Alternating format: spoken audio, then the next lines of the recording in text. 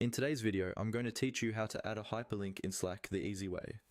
This is a really simple trick that can make your messages cleaner, more professional, and a lot easier for others to read.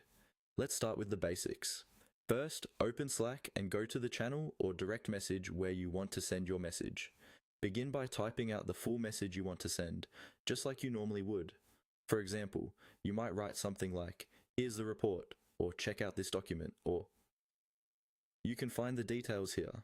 The important thing is to have the words ready that you want to turn into a clickable link. Once you've written your message, use your mouse or trackpad to highlight the specific text you want to become the hyperlink.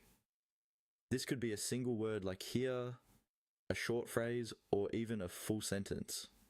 Make sure you only select the part you want people to click on. Next, you need the link you want to attach. Go to your web browser or the app where the link is located and copy the full URL. Usually that means clicking in the address bar and pressing Ctrl+C on Windows, or Command+C on a Mac, or right-clicking and choosing copy. Just be sure you have the entire link, including the HTTPS part at the beginning. Now go back to Slack, where your text is still highlighted. With that text selected, you're ready to turn it into a hyperlink. The easiest way is to paste the link directly onto the highlighted text. On Windows, press Ctrl+V. On a Mac, press Command+V.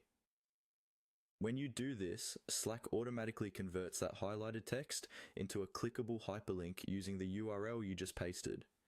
Depending on your Slack setup, you might also see a shortcut like Ctrl+Shift+U or a similar key combination to open a link input box where you can paste the URL.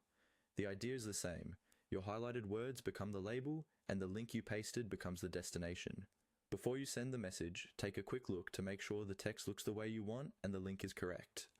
If everything looks good, press enter to send your message.